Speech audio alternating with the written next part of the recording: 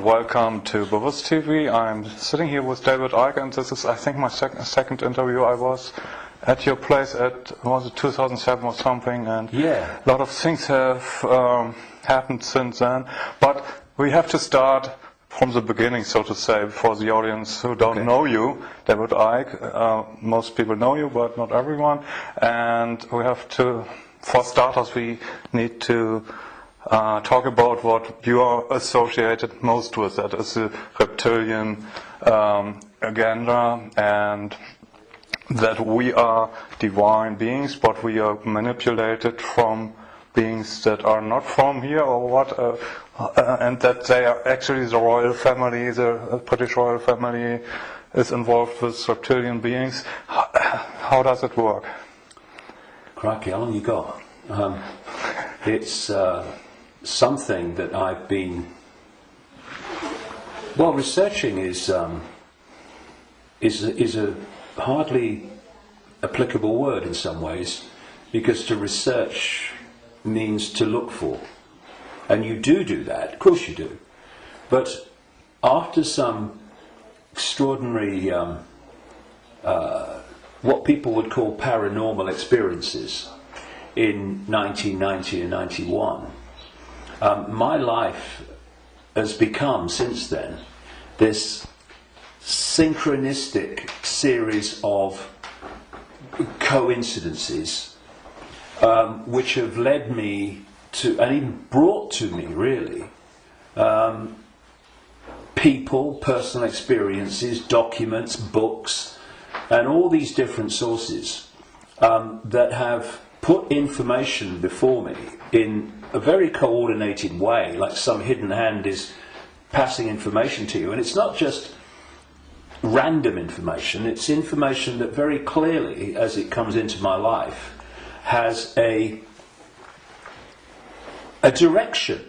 It has a series of steps. So in the early 1990s, the information that was coming into my life was about the fact that there was a cabal that was manipulating human society and world events towards the goal of a Orwellian global state, in which there would be a world government dictating to every country. Countries would be dismantled and become regions of great power structures. The European Union is a classic.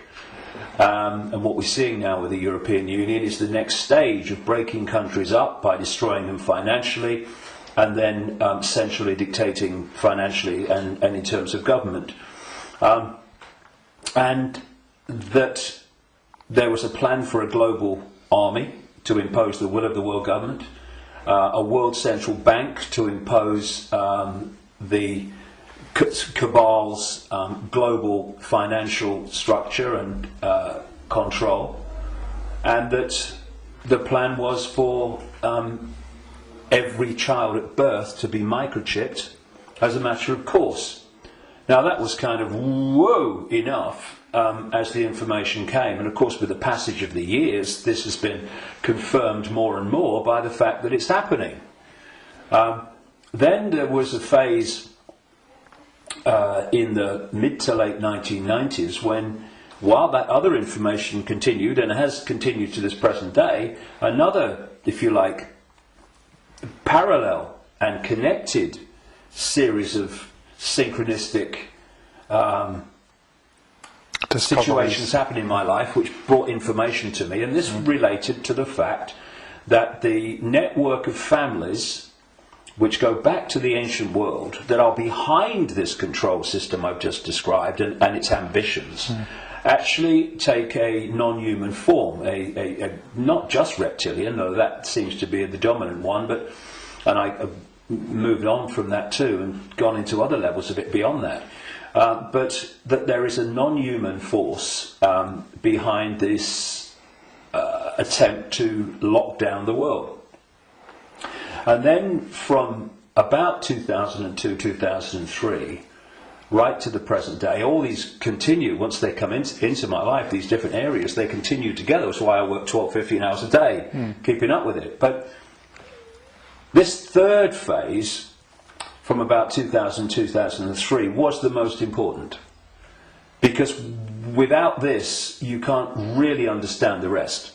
And that was about the nature of reality, the illusory nature of what we call physical reality, the fact that solidity is delusional, and that we live in a holographic, illusory physical reality, which is only one level of many multi-levels of this reality, which operates on a waveform level, vibrational level, it operates on an electrical level, it operates on a digital level, and it operates on the holographic level, which we in the conscious mind perceive as the world.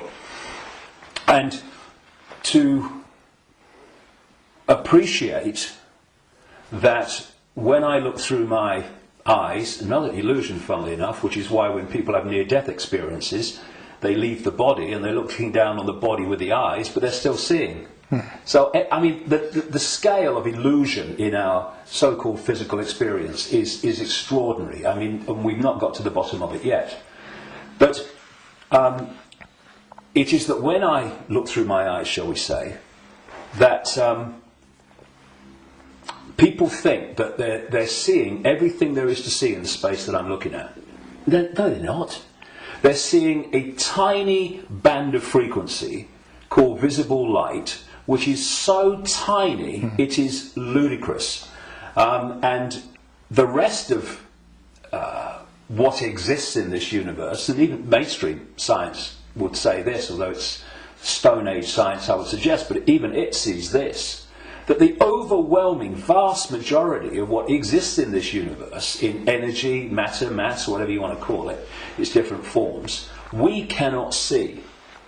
And therefore, we are living, if you like, in like a holographic television channel. Mm-hmm. So, all I'm seeing now as I look here is this tiny frequency range called visible light. Channel 1. Yeah, but all the other levels of reality also share the same space as the one that we're experiencing. And, you know, we've got digital television coming in now and all that stuff, but if you take the analog version of television, radio too, they are sharing the same space without interfering with each other, because they're on different frequencies.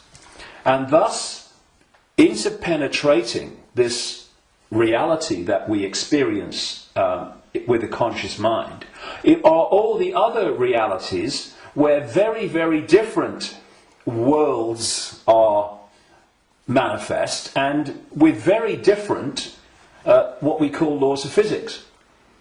And so it's from these frequencies that are very, very close to this one that we use the term with radio and television where interference takes place. And if you have two radio stations that are well away from each other in the frequency band, then they don't interfere with each other. One's not aware of the other one. But you get two frequencies that are close, and it might be dominated by one, but there's interference from the other. Why? Because the frequencies are very close.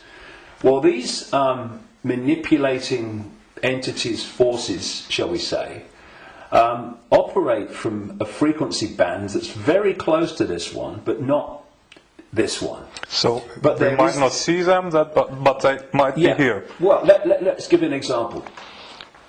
You'll see stories of UFOs appearing out of nowhere and disappearing into nowhere. You'll hear stories about people saying this entity appeared out of nowhere and disappeared into nowhere. Well, they haven't disappeared. And they haven't appeared out of nowhere. What they've done is they've entered the frequency band that we can decode, the visible light frequency band that I'm talking about, and when it enters that, we start decoding that information because it's now in our ability to do that. And as we start decoding it, bang, to the observer, it appears that it's just come out of nowhere. And then it leaves that frequency range, and to the observer, it's disappeared into nowhere. It hasn't. It's just left that band that we can decode, which is tiny. And so, I find this particularly compelling when I go around different ancient beliefs and explanations of what's happening. And you find that although they're using different names, they're telling the same story. For instance, there was a group of people, or shall we say a belief system, which goes back hundreds of years and has become known as Gnostic. This was the belief system of people that ran the Great Library of Alexandria with Hypatia, who was slaughtered by a mob inspired by the Roman Church, because that library carried information and knowledge that would have, as it circulated, demolished the Roman Church's version of everything. And it was challenging the Roman Church version of everything. And what's interesting is whenever you come across the Gnostics' belief system expressing itself, you see it's followed by slaughter, suppression, and the destruction of that knowledge. So the Cathars in southern France were Gnostics in terms of their belief system. We'll go into what that belief system is in a second. And so, again, in went the church, and all these, people that kill for the church, and they destroyed the Cathars. It's, I think, 1244 was the last stand to the mountain fortress at Montségur in southern France, in the foothills of the Pyrenees. And again, it's not just we slaughter them, but we destroy their knowledge. But a fantastic thing happened in 1945 when a sealed jar of Gnostic writings, quite considerable writings, was found by a peasant in Egypt in 1945. And they describe much of the Gnostic belief system. Now, key in my interest, one of the things, of course, as a quick aside, they were telling a very different version of the Christian story. And we might get into that because it's relevant. But the key thing for me was that around a fifth of these texts were about a phenomenon they called the archons. And the archons, these Gnostics said, were a manipulative force that operated outside of human sight, that was basically, as we would call it, an energetic form rather than what we would call a physical form, though it could manifest as physical form through holographic projections and stuff. And these writings even talked in their own way about the illusory nature of this reality. And they talked about the archons were the, if you like, like cyborg, we would call it, troops of something they called the demiurge. And the demiurge is what Christians call the devil, and this negative force. And what these writings said is that this reality that we're experiencing was not created by some divine force. It was created by the demiurge and the archons, and it was a fake reality. And that they manipulated by accessing the human psyche and manipulating humans' perception of reality. And there was some very, very interesting things that they said about the archons. And one was that they lacked the ability to express the creative force. I would put it like this. If you gave them a blank sheet of paper and said create something like a reality, they couldn't do it.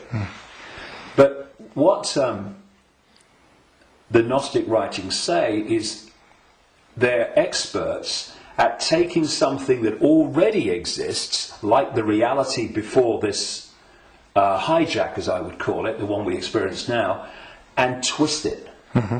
They piggyback something already created and twist it. Something else, they said the Archons did. And, you're going back to something that's been estimated, I think, around 400 AD, these writings were buried. Mm-hmm. And that is that the Archons parasite off everything. They parasite off human society in many, many different forms. And I read this stuff, and I'm going, whoa! This is my own books over the years, found in a jar in Egypt. Okay. Not all the detail of my books, but the basic themes, because it fitted totally. And then you go to the Islamic belief. And not just the Islamic belief, because this came from pre-Islamic Arabia originally. And that is the very considerable focus in Islam on energetic beings they call the jinn. Mm-hmm. And when you look at the jinn and you look at what the Gnostics said about the Archons, hallelujah, hello, they're the same thing. And then you go around other cultures and you see the same recurring theme. And so when you look then at human society,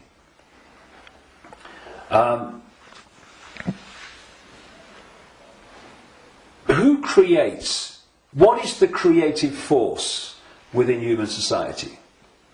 Humans. Should be. Mm-hmm. What do these families that I've been exposing all these years, what do?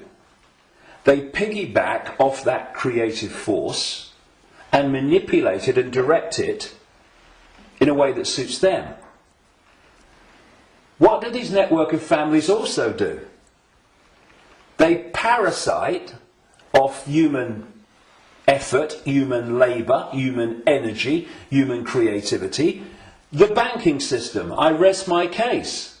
What is the global banking system except a structure totally focused on parasiting the energy and off the efforts of the human population?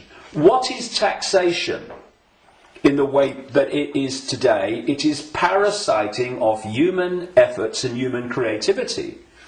So, what I also found interesting is that the Archons are described as we would say, like cyborgs. They almost like, they're computer-like. Mm-hmm. And they serve this force they call the demiurge. Well, I've been talking about these reptilian entities that operate outside human sight but can come in, and the Archons can, but they can't stay for long because of the frequency difference. They can come in for a while, but it takes so much energy to stay in our reality because it's not their natural frequency band that they can't stay for long. And what they've done, just a quick aside before I continue that thing about the reptilians, what they've done is they have created a network of bloodline families going way back to the ancient world, which represent their interests with invisible light because they can't come here and stay for very long. So these families, where their outer human form, if you like, is operating within the frequency band of visible light, they are the Archon representatives within human society. And this is why you get this network of families that sit on top of the banking system, the transnational corporation network, the media ownership level, top of science, top of the education system, top of the military, top of the global intelligence network. These are these families representing what the Gnostics call the Archons. And I was just going to say a few minutes ago, when you look at how these Archons are described, they're just like the reptilians that I've been writing about for years, in terms of their computer-like structured to the point of obsession society, which absolutely knows its hierarchical place. Every level knows its hierarchical place in it. And it's very robot-like and computer-like. It's not a flowing creative force. It's very structured. Boom, boom. And that's how the archons are described.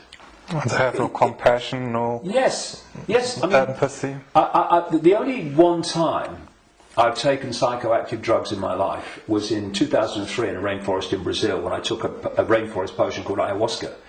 And I went into... I had an amazing time. Some people have bad time on it. And for 5 hours, this voice, so strong when I went into an altered state of perception, talked to me so loudly and so powerful about the illusory nature of reality for 5 hours. And when I came back, and because I had instant memory of all of it, when I came back and checked it all out, you could see very quickly that mainstream science, in all its different disciplines, has shown that what I was told that night is true, but because the disciplines are kept apart and are war with each other for funding and precedence, that the dots never get put together, because they're not meant to. We're not supposed to know what reality we are experiencing. It gives us too much power once we know. And this voice said to me at one point, about when he's talking about the computer-like nature of these manipulators, if you programmed a computer to abuse a child, would the computer have any problem with it? No. Why? Because it would just decode the data and act in line with the data, the software program. And this reptilian force is very much like that. Very structured, very predictable. And interestingly, because most people don't realise this, but one of the most important parts of the human brain in terms of human behaviour and response and reaction to situations is called the reptilian brain, or the R complex. And when you look at the traits of the reptilian brain within the human brain, of course other parts of the brain balance that out, or should do, but when you have more reptilian genetics, those traits of the reptilian brain are obviously more extreme and more pronounced. And one of this is mainstream science, one of the key traits of the reptilian brain is obsessive ritualistic behaviour. And what is ritualistic behaviour? It's following the same pattern, day after day, week after week, repeating repetitious behaviour. Now, this is robotic. And so you've got the reptilians described in those terms, the archons described in those terms, etc. And these forces are different expressions and names for the same thing. Now, one of the manifestations of this network of bloodlines that represent this archonic reptilian force within human society is the royal families going back to the ancient world, and the aristocratic families that surround them. Why? Because where did the idea that certain bloodlines should be king or queen of a people, and you have this hierarchy? Because this is the other thing about reptilian genetics and the reptilian brain. It's obsessed with hierarchical structures of power. Look at our world. Look at the royal families and the aristocracy. It's absolutely rigid with hierarchy. Everyone knows their place. You're a viscount, you're a baron, you're a lord, you're a king, you're a prince, and all this stuff. This is the human expression, or the partly human expression, because they're hybrids, of the reptilian archon obsession with hierarchical structure manifested in our world. Because what they're doing is bringing that archonic reptilian reality into our world and making our world like theirs, more and more and more. Now, we have this thing, of course, going way back, which goes under the title of things like the divine right to rule. And what is that? That's the right to rule because of your bloodline, because of your DNA. And we have the ancient emperors of China claiming the right to be the ruler because of their descendants from the serpent gods. And the association between the serpent and the snake with royalty and royal families and royal bloodlines, just follow it back. And so you look at these royal bloodlines that have come through, because what happened is that there came a time when the human population started to reject overt, in-your-face dictatorship from royal bloodline. And that you had that move where this force, not entirely, not least in Britain, moved into what I call the dark suit professions of banking and business and all the rest of it. And politics, and have gone on manipulating from that point of view. But some of them survived, like the British royal family. Now, if you want to see a group of people that are so obsessed to the extreme, not just with hierarchy, but my goodness me, they are. The whole British class system, as they call it, is based on, obviously, hierarchy, which is based on the head of state being the Queen. But you want to see a group of people who are obsessed with ritualistic behaviour, look at the royal family. She goes to the same palace at Christmas. She goes to the same palace in the summer. She goes to the same palace in the spring, and so on. And if you look at the royal year, it's ritualistic. It's a hamster's wheel, repeating. And then, and we've seen in the week that we're talking, 60 years, the Queen Elizabeth, 60th year on the throne, the Diamond Jubilee. It's really been in our face in the last few days, and I've watched as much as I can because I wanted to follow the ritual. But, you know, Britain is famous for what is called pomp and ceremony. You know, the guards in red jackets and black hats, you know, like, you know, need a haircut. Marching up, changing of the guard, and then you've got people in breeches and all this stuff. It's unbelievable. But it's not pomp and ceremony. It is ritual. Repeating ritual. So if, you know, I'm saying, and I've said for years and years and years, I've been saying it this week as this has unfolded, that the British royal family, and the royal families of Europe too, but the British royal family is an expression of this hybrid bloodline which represents these other dimensional forces within human society. And I've described how these other dimensional forces operate, their mentality, how they structured. And you look at the British royal family alone, and it's absolutely a mirror of the very traits that the Gnostics, etc., have spoken of in terms of this archonic other dimensional force. So, you know, it's very challenging, obviously, for people that have not researched this and not been through the experiences that I've been through in terms of things that I've seen and things that I've experienced and things that I've read and researched. And also because from cradle to grave we are given a certain version of reality. Boom!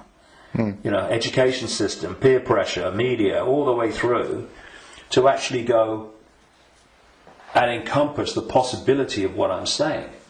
But you know, it's like Gandhi said, even if you're in a minority of one, and I'm not anymore, far from it, but even if you're in a minority of one, the truth is still the truth.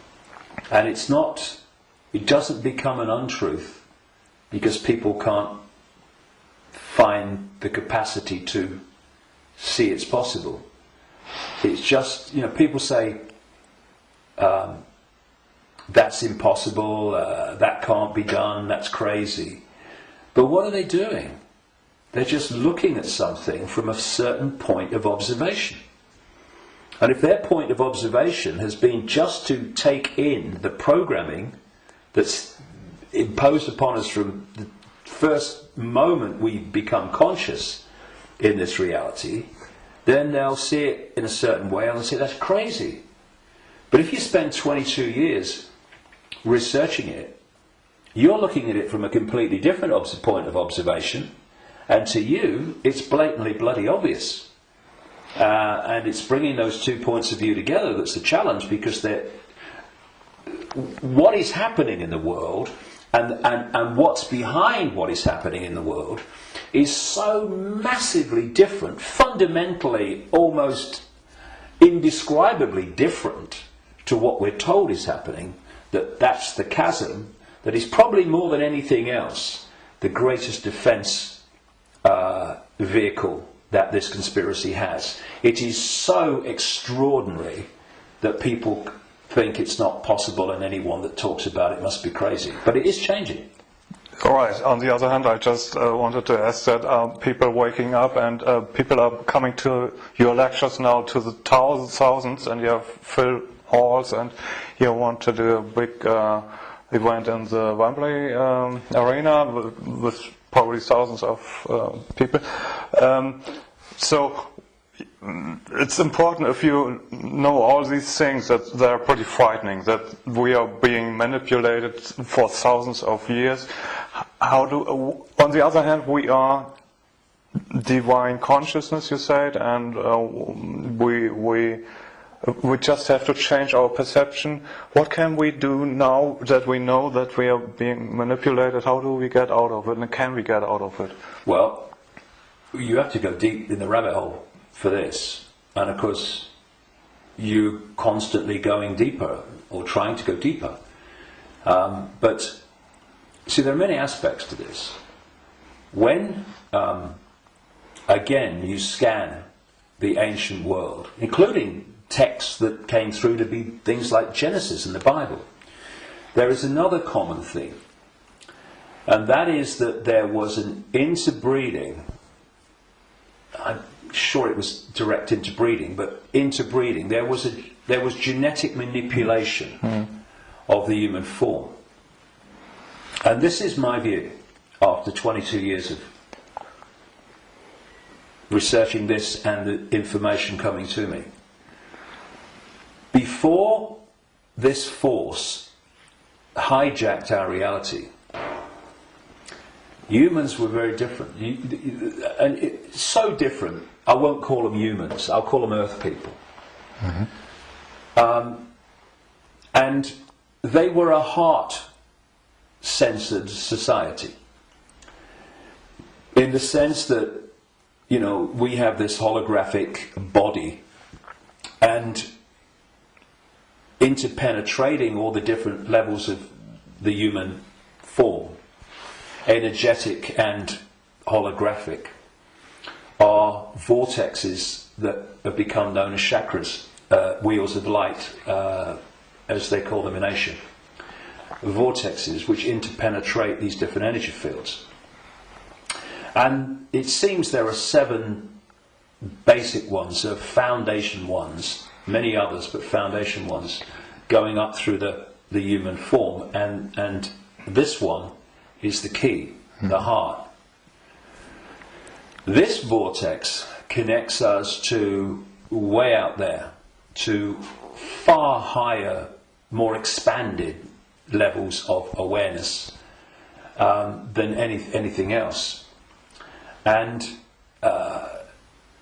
there's an organisation in America, it's called the Institute of Heart Math, and they research the power of the heart. Heart math. Yeah. Sounds good. And they've been doing it for a long time now. They have found that the most powerful electromagnetic field in the body field of electromagnetic fields is the heart. There are more nerves going from the heart to the brain than coming the other way. Mm-hmm. And that when the heart energetic field is in what they call coherence, in other words, balance, and connects in coherence with the central nervous system and the brain, that trinity, if you like, when it comes into harmony, takes the person into a much higher level of awareness and consciousness. Mm-hmm. The key is the coherence of the heart field. Once you knock that out, you knock everything out, and what's left then as the arbiter and decider of reality? This. Now, this is a great servant to this. Mm. It's not a great master when it's in control of our perception of reality. And there's another vortex in the belly, which is about emotions. This is why when people feel nervous or frightened, they feel it in the belly. And they need to go to the toilet. It's because the imbalance caused by the fear and nervousness in the chakra, the vortex linked to emotions, is affecting the balance or imbalancing in the same way the intestinal system and what have you. And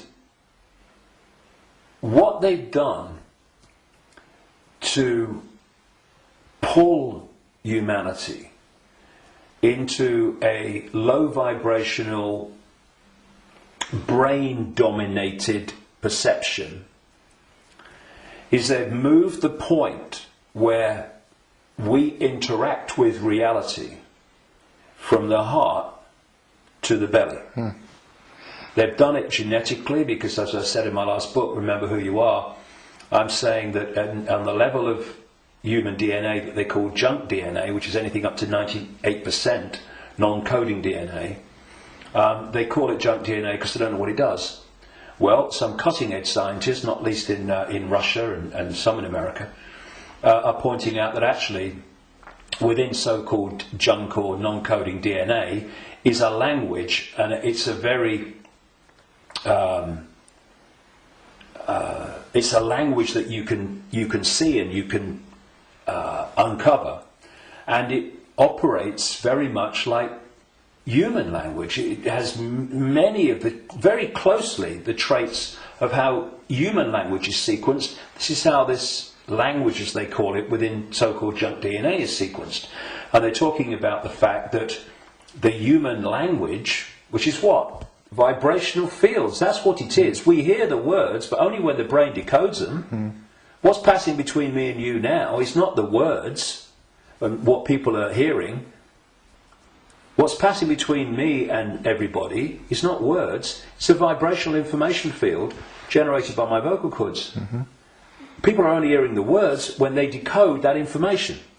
So everything is vibrational waveform at its base, even language. DNA is waveform, like the body is waveform in its base state. And they're starting to uncover this language, and it fits absolutely my contention that part of this genetic manipulation was to put into junk DNA what I call biological software programs, and they are basically perception programs. So if you put a disk into a computer and the computer starts to read it, on the screen, the computer's symbolic perception is read from the disk. Well, what if we had biological software programs running through from junk DNA, this language they're finding, and we were reading them into a perception of reality? The other key side of this is that there are emotional biological software programs in there that are running all the time. And when you are reading those, then you are in the belly, because they're low vibrational software programs in terms of emotions, because they're all about fear and all the subdivisions of fear, like anxiety and frustration and depression and guilt, all these expressions, different expressions of fear. And if we do not open our minds, I call this the human body-mind computer, biological computer. If we don't open our minds and let the true self in, consciousness, then humans are operating literally in a closed system in which the DNA emotional and perception programs are running and not being challenged by a level of awareness that is beyond the program. So basically, people talk about the blind leading the blind. What humans are is the program leading the program. And it is my view, and this may be shocking to people, even some who've been along this road a bit. It's my view, after 22 years of putting this together, that the vast majority, at least, of humans have been going through entire lifetimes without having a single original thought or emotional response. Now, when you've got psychologists, I mean, Carl Jung, the Swiss psychiatrist, talked about this, but others too. When you've got psychologists that say that they can break down the human personality into 12 major archetypes and combinations of them, well, at the level of awareness, at the level of consciousness, at the level of the true self, we are infinite possibility within an infinite reality of infinite possibility. How on earth can you break down that into 12 major archetypes and combinations of them? It's ludicrous. You can't. But what can you do that to? Computer programs. And that's what we are. These archetypal personalities are actually software running, perception software running within junk DNA. Now, put all this together, and that has moved us from a heart-centered society, connected out into a greater level of reality. This is the innate intelligence. This is supposed to serve this, not be the governor of perception. That's why this knows, and this thinks has to work it out. People don't go, my intuition thinks, no. My intuition, and we do this, don't we? My intuition just knows. Because instinctively, on a subconscious level, we're going to that point of true knowledge, true awareness, not beyond knowledge, this is knowledge awareness.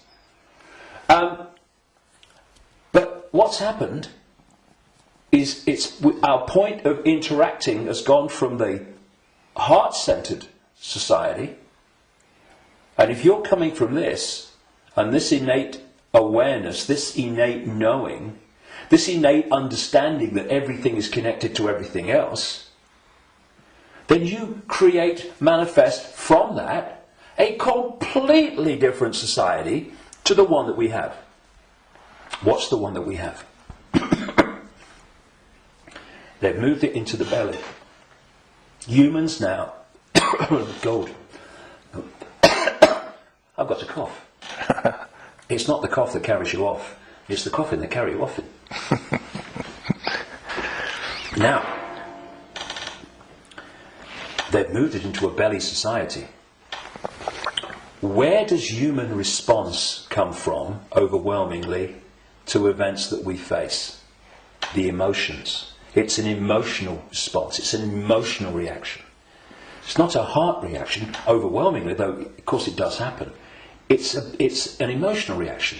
You know, this mass manipulation technique that I called a long time ago problem, reaction, solution, where they create the problem covertly, tell the people through an unquestioning mainstream media the version of the problem they want people to believe, and then they get the reaction from the people, do something, something must be done, and then they who have covertly created the problem got that reaction, do something, then at stage 3 openly offer the solution to the problems that they have created, which gives them the excuse to change society and advance the agenda that they're following.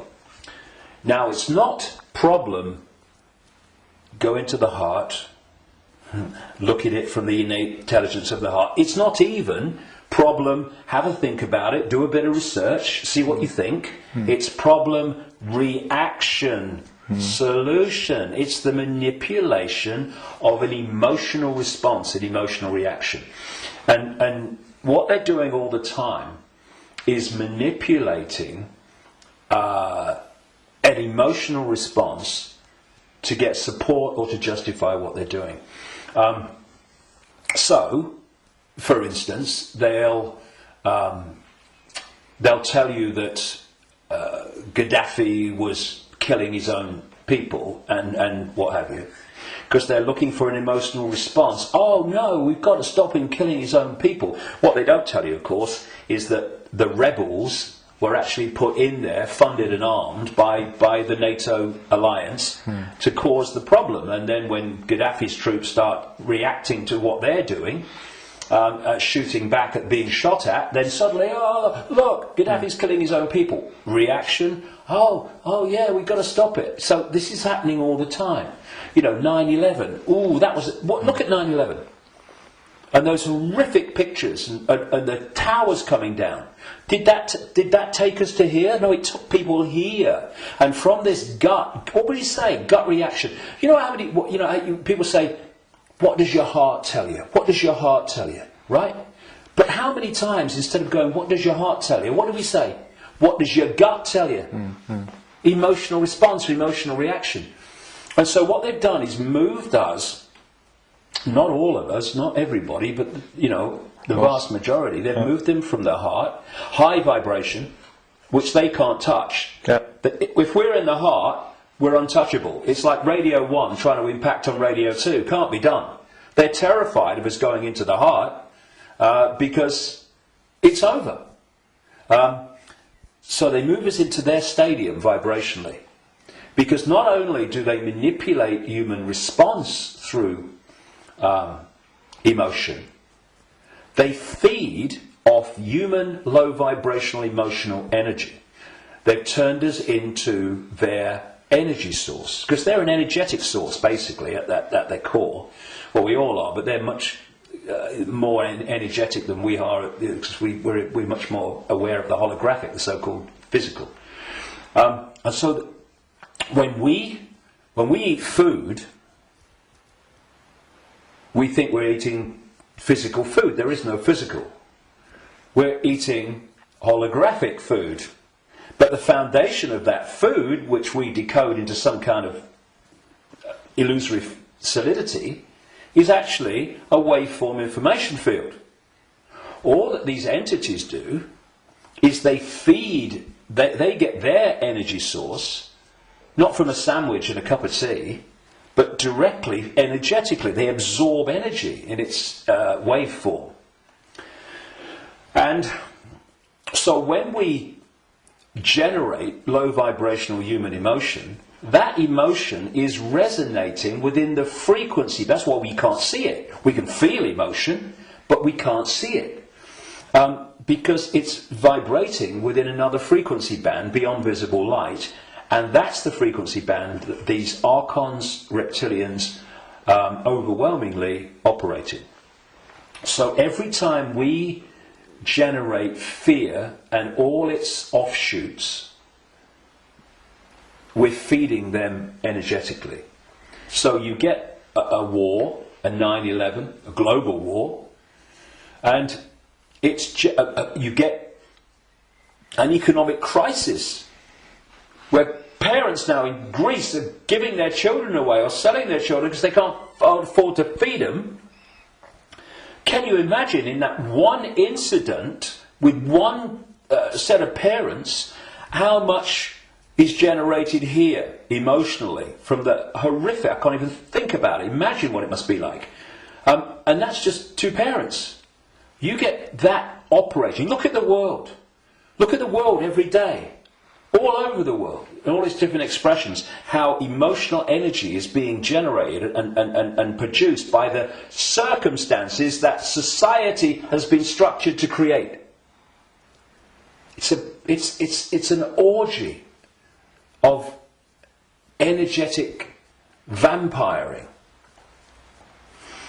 And so, when Morpheus in the Matrix held up a battery and said, the Matrix is a computer-generated dream world made to turn humans into one of these, that is a profound truth, because that's what we've become. Not so much batteries, though that was a good symbol, but actually generators, power stations, generating this energy. So we have this situation, if we bring these strands together at this point, in my contention, that these perception programs are running through junk DNA, and the emotional software programs, biological software programs, are running through non-coding junk DNA.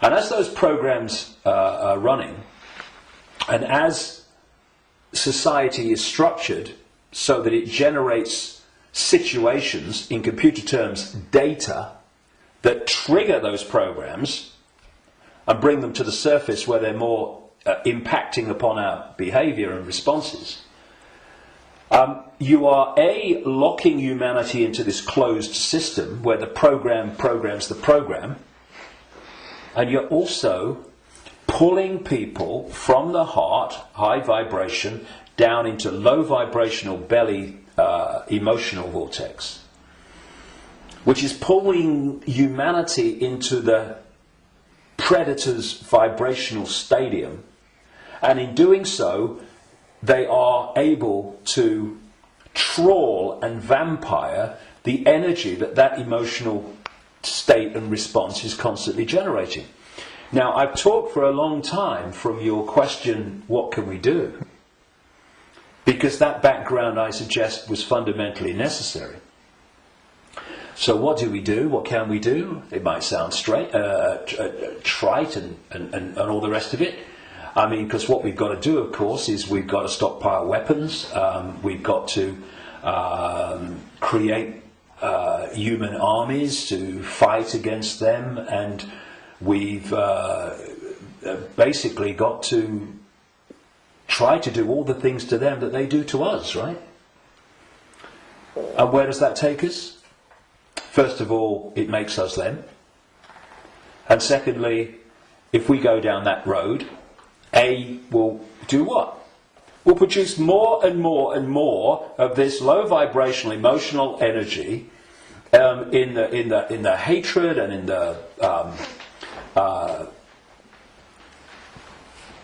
the anger that we produce. And we will also, if we go down that road, we will have symbolically weapons that manifest as a pop gun against state-of-the-art weaponry. So, although it's very macho and very, we've got to fight. I love Tony Blair once, he said, we've got to fight for peace. Sorry, can I just have some time to work that out in a darkened room, please? And it is something that, when you look at it, is very good for the macho, we've got to fight him. But as a strategy of bringing this down, is doomed to failure and disaster. because it's playing the game they want us to play. And if you're in that macho mode and you think the whole spiritual side of things and stuff like that is namby-pamby, airy-fairy and a bit, soft, then what I'm going to say will make no sense. But if we are going to bring an end to something that has been created and perpetuated by something happening, then we can fight that something, or we can remove that something. And if you've got your finger in, a boiling pan of water, well, you can turn the gas off, or you can literally take your finger out. In other words, instead of finding a solution to the problem, turning the gas off, not really a solution, your finger's still in there, you remove the cause of the problem. The cause of your problem burning in the water is because your finger's in the frickin' water. So remove it. Done. And if you look at any situation that we want to change, you will always find that removing what has caused the problem is always far more effective than finding a solution to the problem that you've caused. And so, we have this control system, we have this constant and gathering, expanding imposition and dismantling of people's lives financially in all these different ways. And we can say the solution is to fight the system and get out on the streets and fight and all this stuff. Or we can say, what has caused this reality that we are experiencing? So why not remove the cause of the problem? And this is not about fighting. It's not about macho man responses. It's not about shouting loud. It's about changing the way that we interact with reality. And in doing so, stepping out of the influence of the programs that have been running human perception and emotional response throughout known human history, and are creating the world that we live in. Because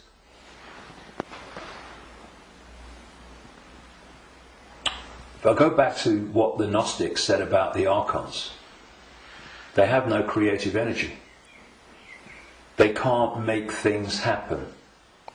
But we can. We can, yes. Which is bringing us to an interesting point. We can manifest. What this manipulative force has done has programmed humans to use that gift of manifestation to manifest what they want.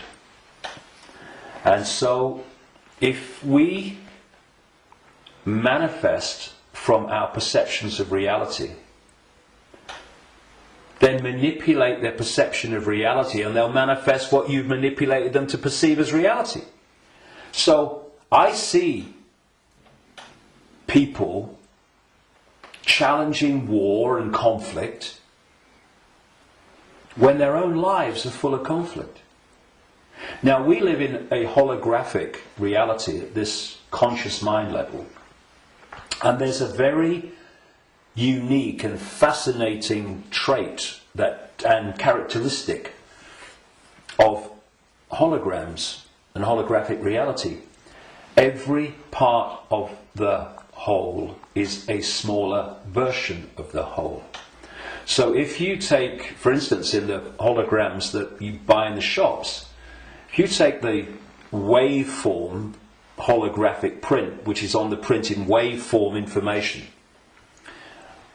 and you cut it in 4, and you fire the laser, which reads that information in effect, and brings the 3-dimensional holographic image projecting from the waveform information on the photographic print. If you cut that into 4 and put a laser to each 4 pieces, you will not get a quarter of the whole picture. You'll get 4 quarter-size versions of the whole picture. And this is why, or explains why alternative forms of healing, like reflexology and acupuncture and others, can find points on the ear and the feet and the hands and all different parts of the body that relate to the body as a whole. Thus, reflexologists can work on a part of the foot and impact upon the heart or the liver, depending on where they're doing it. And I've known and talked to reflexologists and people like that over the years, and they know it works, but they're not sure why it works or why there are points on the foot and the ear and everything that relate and impact upon the body as a whole. Well, it's simple when you realise that this reality is holographic, because every part of the whole is a smaller version of the whole. The body is a holographic manifestation, it's a hologram. Thus, every part of the body must be a smaller version of the whole, and that's why all over the body, in all the different parts, you can find points that relate to the whole body. In the same way, if we have conflict in our own lives on a so-called individual level, and this is going on all over the world in all these different societies, and it is, then that's a smaller version of the whole. And a hologram moves both ways. When the whole hologram shifts, all the parts of the hologram shift, because they're expressions of each other. You shift or affect the smaller part of the hologram, and in this case it's lots of people, billions of people with conflict in their lives and all that stuff, and that's going to impact on the hologram as a whole, i.e. human society. And you're going to have collective conflict. If we want to put the fire out of the whole, what we call human society and global experience, then we have to put the fire out in our own lives, because we are fueling the fire. We are creating the fire. This is why they want conflict and disruption at all levels of society, because they know that they're constantly impacting upon each other. We have conflict in our own lives. Collectively, we are manifesting collective conflict. You have collective conflict like bombing Libya and Iraq and what have you, and the global conflicts. Those collective conflicts then impact on the individual that reacts to them with a lot more emotional, belly-based emotional response. So everything is connected to everything else. Everything's impacting on everything else. Now, those behind this manipulation of human society, they know that. And they have been playing humans like a violin for so long. And this is why, not the only reason, but this is why they created human religions in this part of why, because there were many whys for that, and why they created human science, which is, I call it Stone Age science. It's song sheet science. It's not science. It's just a bogus explanation for reality, so we don't see the real one. This is why the nature of reality is hardly, if any time, discussed in schools or education in general. And you know, I travel around the world. I've been to 50-odd countries, many of them many times. I've seen the streams of television channels, not least places like America. You're going through the zapper button, and there's channels after channels after channels. I have never seen one that was asking the question with an open mind: who are we? Where are we? What is reality? Now that is ludicrous. I mean, we have a situation where probably the vast majority of people go through a lifetime, until they come to the end of their lives and they're thinking, you know, where do you go? Who don't even think about, who am I? You know, you say to them, who are you? Oh, I'm Charlie Jones. I drive a bus.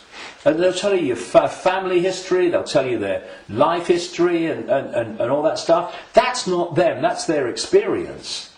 And human self-identity identifies who we are, self, with our experience, with our name, with our job. Who are you? I'm a banker. No, that's your experience, it's not who you are. And so, when you lose touch with who you are, and you lose connection to the true self beyond the program, then what's left is for the program to run and dominate our sense of reality. Our sense of reality becomes our point of observation by which we judge everything, and the emotional reaction from which our judgment and response to events comes. And it's a closed, ever repeating cycle. And unless we break it, then this will go on. And we break it by moving our point of attention, the point at which we interact with the world, from there to here. And you know, I had some amazing experiences in Peru in 1991. Amazing experiences which changed my life and all the rest of it. And I went back to Peru with a group of people from all over the world in April 2012.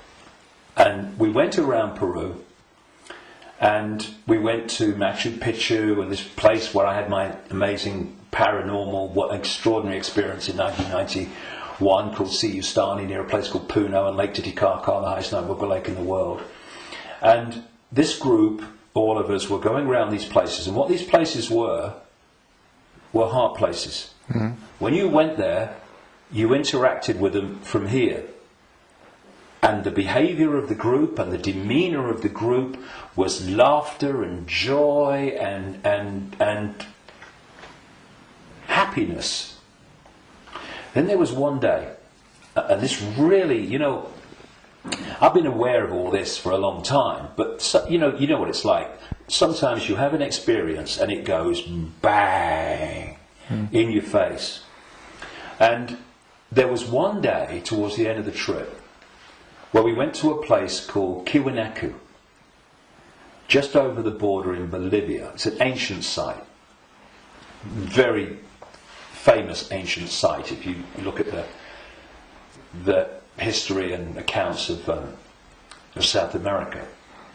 And if anyone thinks that human awareness, human emotion, human demeanour does not impact upon the energy field that we're all interacting with, they should cross the border between Peru and Bolivia at this place where we did. You walked across a bridge across a river, and one side was Peru and the other side was Bolivia. So once you crossed into Bolivia, woo, doom, you're right? back. So it took ages to get through the border guards, just for a tourist group who's going to be in the country for about 3 hours. They'd all just come back from a hospital, apparently, where they'd had a sense of humour bypass. And we headed to this Kiwanaku, going through in a 40-minute drive through a police checkpoint and a military checkpoint. I mean, if anyone says that he's predicting that Bolivia is going to be a police state, well, you're too late, mate. Anyway, we get there, and it was horrible, Kiwanaku. It was big time here, right? And I felt this in many places around the world, and they've all been connected to human sacrifice and rituals involving these entities operating in other levels of reality, but interacting with this one. This is what satanic rituals are. They're the interaction. This is why they do certain things and repeat them. They're creating an energetic environment which allows interaction and even the manifestation of these entities within the rituals. This is what sacrificing to the gods was all about in the ancient world.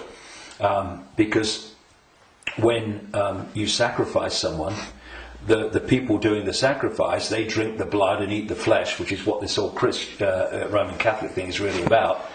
Drinking the blood of Jesus and eating the flesh, that's just a mild bloody cover for what goes on in the background.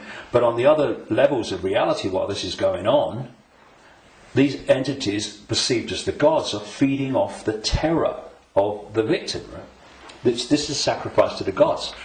Anyway, we get to Kiwanaku, and it was that kind of energy. Ooh. But what I noticed was the demeanour of the group changed. People weren't happy.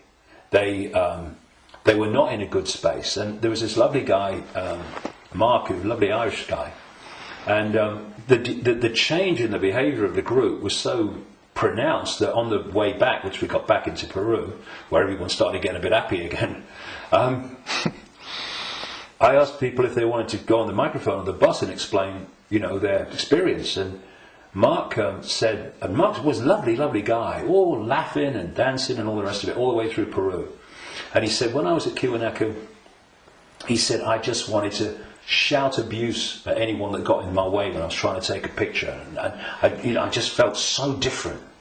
And I won't labour the point, but having, seen it and experienced it and seeing the response, you could see Peru, what a world that would be.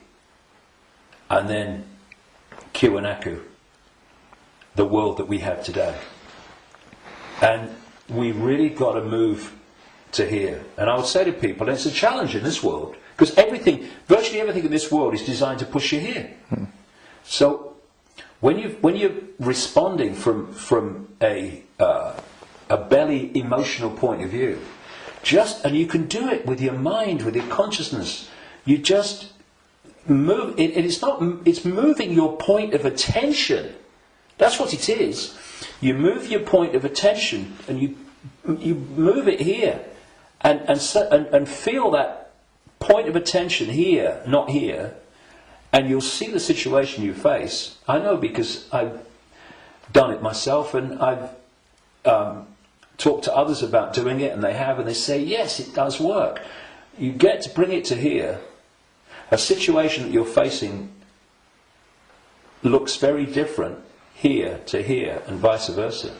This is what we need to do. We need to become the heart-centered society that we are being hijacked and manipulated out of. Now, it's not just about moving your point of attention here and seeing the situation from here. Once you move your point of attention here, the vortex opens.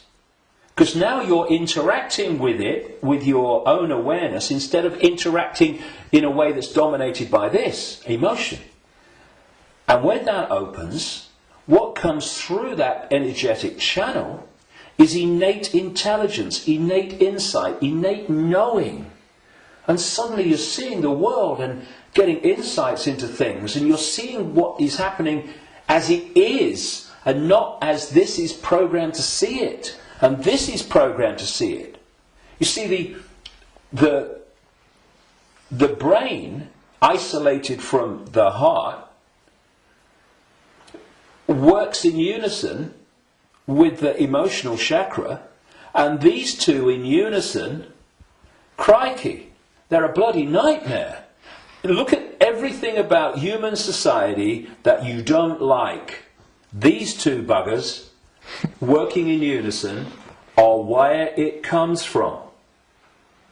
So This. we go there. See, this, I'm talking about these emotional and perception programs that I say are running through junk DNA. Once the heart is no longer impacting in any way significantly on our sense of perception, on our sense of reality and all the rest of it, our sense of response, then the brain becomes the governor of our what? Perception, which is dictated to the brain once this is out of the way, which can override those bloody programs running through junk DNA. Piece of cake. You know, this is where the power is. This is what they're terrified of. So once that's closed down, this is what's done by the program and the way society is structured, then this becomes the governor of perception. And what it is doing, it is decoding as a sense of perception the perception programs running through junk DNA. And that perception of something becomes an emotional response to something, and this is an emotional response from the programs running through junk DNA of the emotional programs. So here's your if you like, your holographic manifestation of the perception programs of self and the world and reality running through, and here is your holographic expression in response and reaction of the emotional programs running through junk DNA. And these have created the world we don't like. They've created the ability of the few to dictate to the vast majority. Because this will never see it. This will never get it. Except up to a point. This can get to a point where it can see the names, dates, places, Bilderberg group level of engineered wars level of what's going on in the world. But seeing where that is coming from, what's behind it, you've got to go in here. Because if you don't, you can't get into the rabbit hole. Because this can only go so far. And it's my view, and in my experience anyway, that if you are an expert in 9/11, in engineered wars, engineered banking scams, manipulated political nonsense, then you are still walking around the outer rim of the rabbit hole. You've not even entered it yet. Because it's still the movie. This holographic reality is like a holographic movie. And when a movie has hit the screen, that's it. It's a done deal. You've got to change the movie now. And that's what this world is, this holographic world. Because what the human body computer is doing is taking vibrational waveform information, which is what the five senses do. It's turning it into electrical information, same information, different form, and it communicates that to the brain and the whole genetic structure, in fact, and that decodes it through into the digital and then the holographic. So the holographic, this apparently physical world, is the end of the story. That, in movie terms, is the movie hitting the screen. You ain't going to change it. You won't stand up in front of a movie screen and start shouting at the screen and telling the movie to change, will it? People will go, you're mad, mate, you're mad. If you want to change the movie, you've got to change the reel. It's being projected from back here. But that's what we're doing. You know, so many ways that people respond to this conspiracy when they meet it at some level. It's, we must get out in the streets and protest. Well, I'm not saying don't. But that's still trying to change the movie when the movie's hit the screen. If you come back and go deeper in the rabbit hole, and you understand where this movie's being projected from, which is from other frequency bands of reality through the Illuminati families and the Illuminati structure within visible light human society to become the movie we call human society, then you can go back to the point it's coming from, and therefore you can change what's coming. You can change the movie. And that's what we need to do. And to do that, you know, those that And I'm not knocking the 5 sense level of the conspiracy and communicating it, 9/11, manipulating. I'm doing it every day on my website. Books are full of it. We need to know that. But if we only do that, then basically we are seeing the outcome. We are not seeing the origin. And you cannot change an outcome without changing the origin. And so when I look at so much conspiracy research, good luck to them. You know, everybody that comes and does this, hallelujah to you. Good on you. But there comes a point where we know how the system works in the holographic world. I mean, what's left? Finding out what size shoes Henry Kissinger takes. Yes, on a daily basis as it unfolds, we need to, keep with it. But, okay. But are we going to become recorders of our own enslavement? Oh, see, I told you they'd do this next. Look, they're doing it.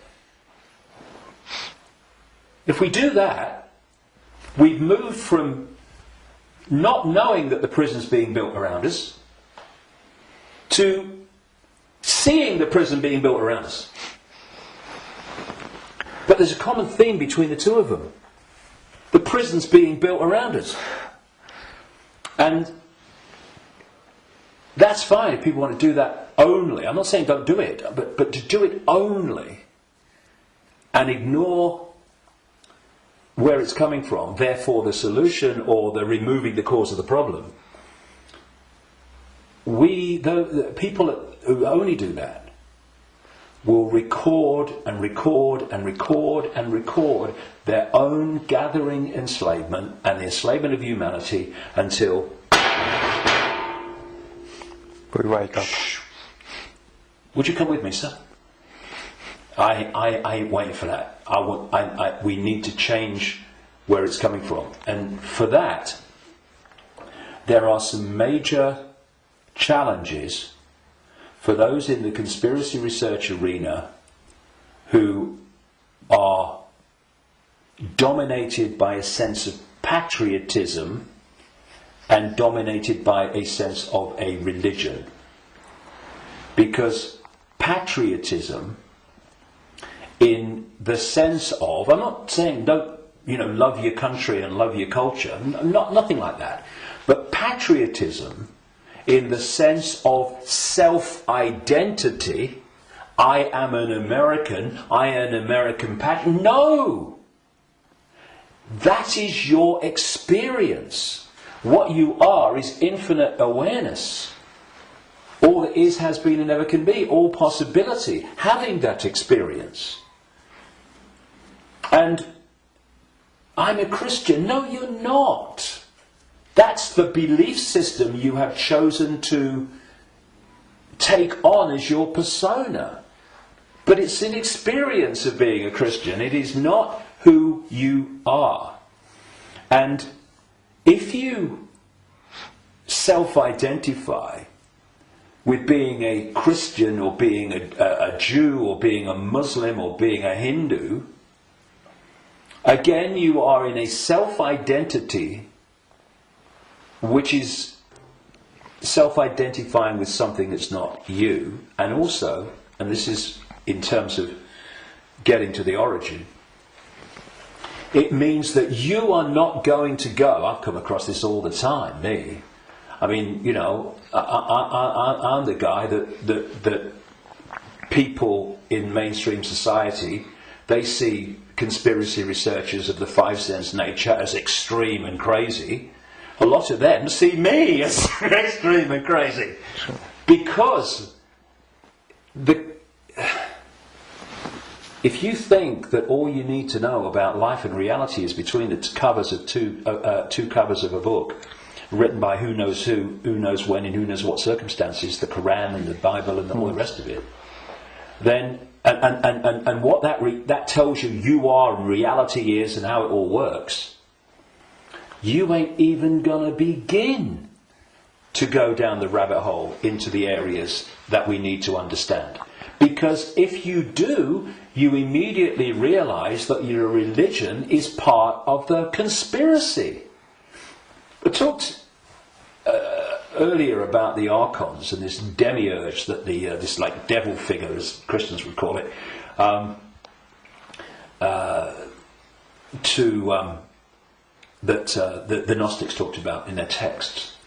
Well, that demiurge and those archons, those jinn and whatever you want to call it, those reptilians and all the different facets, they are the force that the major religions worship as God. Yeah. It is the Islamic God, it is the Christian God. Well, I'm being controversial now, aren't I? I have been known to. I don't care. I want the truth, not the popularity contest victory. It's the God of Islam. It's the God of Christianity. It's the God of Judaism. Yahweh. Oh, that's the demiurge. That's this fake manipulator of creation that the Gnostics talked about. So we got this situation. Please tell me it's not true. I'm afraid it is. But it doesn't have to be. We just change it. And it's gone. But where this unseen network that the Gnostics talked about, all these people talk about, have created this conspiracy, this network of human manipulation of politics and business and banking and all the rest of it. And some people, increasingly large numbers of people, fantastic, have started to see that and challenge it and try to expose it. But at the same time, they are welded to religions that are worshipping the very force that created what they're trying to expose. And I suggest what we need is, yes, to move here, to open this and let consciousness in, but we also need a blank sheet of paper. A blank sheet of paper that says, okay, all preconceived ideas over here.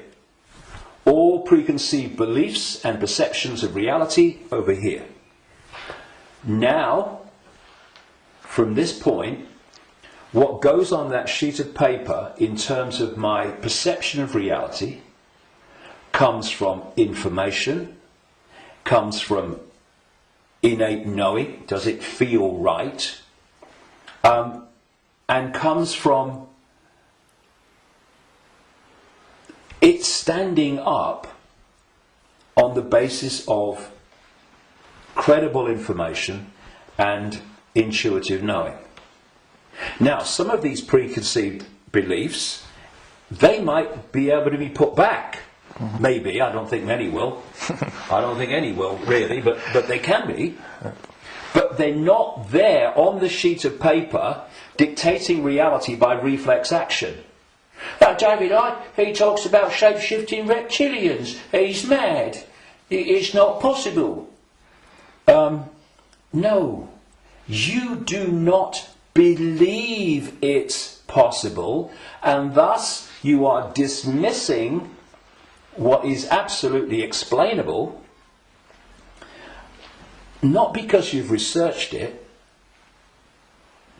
not because you've even looked at it, but because that program, which is dictating your sense of reality, cannot encompass it. Thus, people say to me, and have said to many people in this arena, when the actions of these families have been exposed, they'd never do that. No, mate, you would never do that. They would and are every day. It's this. And then you say, well, how much? I've said this to television interviews in the mainstream. They're like, loads of rubbish. And I say, well, I've been to 55 countries, many of them many times. I've researched this full time for 22 years. How much research have you done on this subject? Zilch. But it's different, it's outside of their perception of possibility, so it's dismissed.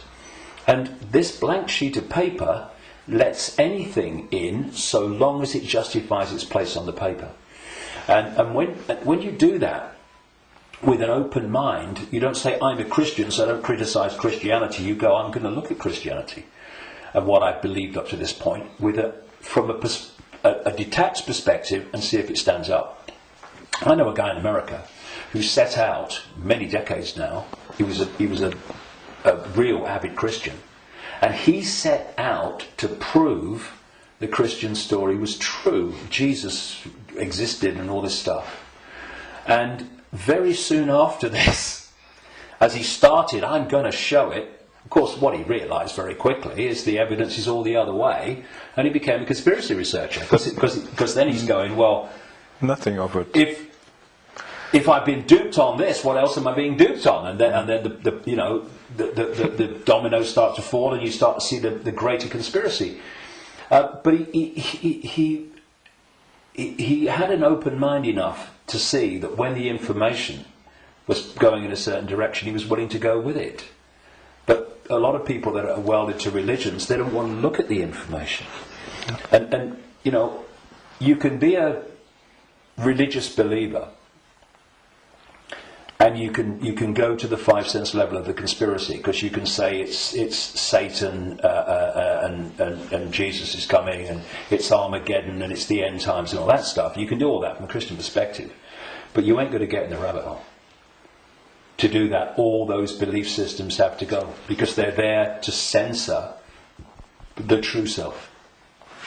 Okay, thank you, David. That's amazing, and a lot of information, and a lot to think about, but the important thing is not to think, but to know, to feel, and we all have the ability and the what humans have. We can change it because we can create, which the others can't. Yeah, so they create through us, and the difference is, and the way to turn this around is to, instead of having our sense of reality manifest as our experienced reality by external forces manipulating our sense of reality, which becomes our experienced reality, we get rid of that influence, and our unique perception of reality becomes our unique experience of reality. Do you think we've got a world worth living in then? Do you think 2012 is a year that a lot of people say then there will be a major change? Do you think that's happening? Well, I've not gone along with that in the way that it's just been described in many ways. I came across a theme almost immediately after my initial stirring awake in 1990 in the spring, when I went to a psychic because I felt this presence around me all the time, and I wanted to know what it was. I didn't tell her, but just so she would pick it up, and bingo, lots of things happened. Said I was going to go out on a world stage and reveal great secrets, and there's a shadow across the world had to be lifted astray, to be told all that stuff. From that very earliest time, there was this theme that there was a vibrational change, which I would see now as a waveform information change, that was going to have many effects, but two major ones. One, it would awaken vast numbers of people eventually to another perception of self in the world and reality. The less closed-minded would be affected first, but eventually people at that time who were absolutely in the bubble, in the box, would be affected. Well, it's happening. Quite demonstrably, it's happening. And the other effect, major effect of this vibrational change, which way back in 1990 I gave the title The Truth Vibrations because of this, these changes that we was going to bring, was going to be that this vibrational change would bring to the surface all that had been hidden so people could see it. Well, you look about people waking up to another version of reality and self and the world, in vast numbers in 1990. You look at all that's been hidden coming to the surface in 1990. You know, what? Look at it in 2012. It's incredible. It's happening, right? But this truth vibrations that I was, as I called it, was going to be something that would get more and more powerful and more influential. And the significance, a greater significance for me of 2012 is that it's not 2011, but it's not 2013 either. However, I think that what we are seeing in 2012, and we'll see more of in 2013, 14, 15, is that we are now reaching a point in this where it's starting to be tangible in its impact. You know, I'm seeing people now within the system, doctors, scientists, people like that, are starting to look and saying, it's all nonsense, isn't it, right? Now so we've reached a point in 2012 where this is becoming more and more tangible. And I think by the end of the year it will be more tangible, you know, because this is an ongoing thing. And the focus on 2012 in a positive way about, you know, this is going to be the Great Awakening. And I don't think it's going to be the Great Awakening in 1 year, but that focus on it, people are focusing on the fact of awakening, and that's bound to impact upon people opening their minds. The negative part about it, of course, is this stuff about the end of the world and all that stuff, which brings... Where does that take you? It takes you here. So I think that 2012 is significant in that way, but in 2013 we're going to see the impact even greater, 2014 even greater, and there's going to come a point where this information vibrational change is going to reach a tipping point where it's the dominating perception, and at that point the House of Cards will come down. And one of the other themes in the last 22 years that I picked up from many different sources and stuff is that just when the control system appears to hold all the aces and has got everything in place, it's going to come down so fast it's going to be shocking. So for a little while longer, I mean, we're seeing it now, you know, President of the United States every day deciding who's going to be killed in a drone attack and all that stuff without any due process or anything like that. So we're moving, but at the same time this awakening is moving as well. And you know, the president and the control system and their agenda and their unfolding Orwellian state, although it's not called that, the facets of it as they unfold are all over the television news and they're in all the newspapers. So people can get the impression, understandably, that that's all going on. Oh my goodness me, look at this.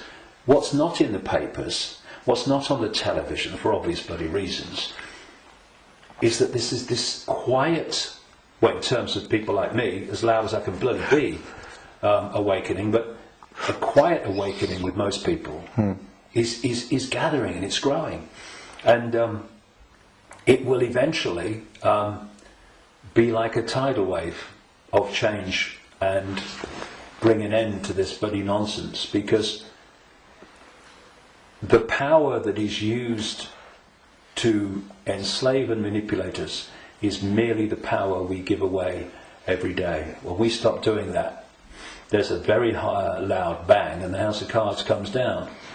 But so that's the revolution. The revolution is not stockpiling weapons and hurling abuse and all this stuff. The revolution is remembering who we really are and the power to dictate our own reality collectively and individually that memory brings. That's the revolution, remembering who we are. That's why I've called this big event at Wembley, Remember Who You Are. It's the key to everything. If we don't remember who we truly are, infinite consciousness having an experience, nothing's going to change. And but we are, and so it is. It's changing. we can see it, and you're part of it, and we are part of it, and I thank you for what you do. Well, thanks. And anyone can be part of it. It's just a choice. Right. Thank you, David. Cheers, mate. Thank you. Thanks a lot.